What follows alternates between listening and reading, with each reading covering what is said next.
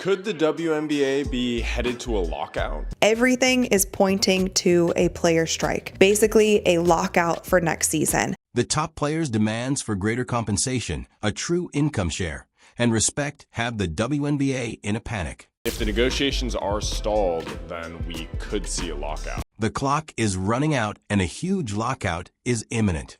Caitlin Clark and a few other celebrities have propelled this league's record-breaking expansion. But despite this, it still manages to underpay the women who are its lifeblood. This is what Nafisa Collier said. Here's what Nafisa Collier had to say about the protest after the game. The players are what is building this brand and this league. More than 40 athletes arrived sporting t-shirts that read, "Give us what you owe us." And good for them, to be honest. I've never heard of subtlety. But we're dealing with more than simply fashion problems. Over the weekend during the warm-ups of the All-Star Game, over 40 WNBA players wore "Pay Us What You Owe Us" t-shirts, putting pressure on the WNBA. This wasn't a cutesy shot, it was a warning shot. Because the collective bargaining agreement, which is scheduled to expire on October 31st, 2025, is a ticking time bomb that the league behind those jerseys is sitting on. What eerie timing. A deadline of Halloween that could spell the end of their own season. Pick one issue to prioritize in the new CBA, what would it be? Now, 70% of the respondents said higher salaries, 8% said more roster spots, 8% said minimum standards, 5% said more resources for families. The best part is about to happen. While the WNBA is ostensibly in its prime, this entire collapse is taking place. You would expect that they would be riding high. Arenas are being filled by Caitlin Clark. Trending every 5 minutes is Angel Ree. For once, the WNBA is being discussed on social media, and not simply to mock their attendance. Guess what, though? That doesn't matter if your leadership is adding gasoline to a burning house. The league has grown by multitudes in many different metrics over the past few years due to players like Caitlin Clark. Now, the league and the players have already attempted to hash it out rather than sitting down and working things out like grown people. Over the course of All-Star Weekend, zero progress after 2 meetings. Natada. Insiders claim that things didn't only go badly. It was a spectacular failure. Everyone appeared as though they had just had a root canal when they left. The players have finally finished being courteous. They are warning, not bargaining. Those shirts weren't merely declarations. They served as sneak peeks at the mayhem that would ensue if nothing changes. Furthermore, given the current state of affairs, change is not just necessary, but long overdue. The t-shirt, just United front was determined this morning that we had a meeting for, and not to tattletale, but 0 members of Team Clark were very present for that. This is when it becomes comically heartbreaking, though. As the players are out there pleading for scraps, the league is out there setting real records. Attendance is 13% higher than it was the year before. There are about 11,000 spectators on average per game, compared to 2022 when it was only 5,600. That is nearly quadruple.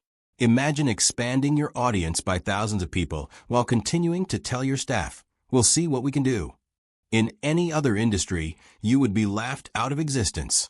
Attendance is up 13% year over year, and ticket sales have grown 26%. The average attendance for a game grew to 11,000 this year, which is up from 5,600 in 2022. Even All-Star voting soared. And hold on, it becomes even more awkward. Sales of tickets increased by 26%. It's more than just growth. There has been an explosion. 2023 All-Star votes. They narrowly managed to crack 96,000. Boom, 1.29 million votes in 2024. Those figures are only obtained when people genuinely care. Even though the league is now gaining recognition and attracting actual spectators, they continue to play broke. Please. Kathy Engelbert and everyone else is on this side. Things did not go well during those all-star meetings, and that is a big reason why they wore the shirts that they did that said, "Pay us what you owe us." Now, let's discuss franchises. Golden State Valkyries paid $50 million to enter the league in 2023. New clubs are spending $250 million apiece to join after just a year. In a year, that is a five-fold increase in price. 5 times. Consider purchasing a $50 lunch, and when it costs $250 the following year, the chef still claims they are unable to get salt. It's absurd. The Valkyries, meanwhile, are already valued at more than $500 million. The return on investment is 10 times that amount. Therefore, it is evident that the money exists, but not for the women who are truly participating in the game. Cleveland, Detroit, and Philadelphia are all set to join the WNBA between 2028 and 2030, and each of those expansion fees has been $250 million. At this point, I truly feel like turning over a table. The revenue is divided among the league's players. The WNBA awards 9.3%, 3 panicking out of 9. Players in the NBA receive 50%. There is a canyon there, not a gap. NBA rookies who spend more time on Twitter while sitting on the bench earn more money than WNBA players who bear the weight of the entire league. WNBA players currently receive 9.3% of the revenue, whereas in the NBA, players share 50% of basketball-related income. So the revenue sharing is a little bit complicated. Shall we have a look at the salaries? $66,000 is the WNBA's minimum pay. Should you be fortunate enough to reach the highest tier, you could earn $249,000. Now contrast that with the $1.27 million NBA minimum salary. Even though that's the lowest salary in the NBA, it's still 5 times higher than the WNBA's top salary. That cannot even be referred to as a salary gap. A complete financial blackout is what that is. It's important to remember that the WNBA league minimum is around $66,000, with the maximum being around $249,000, whereas in the NBA, the league minimum is $1.27 million. Here, players aren't even requesting the moon. All they want is a revenue plan that is adaptable and expands with the league. Fair, huh? The players should earn more if the league does.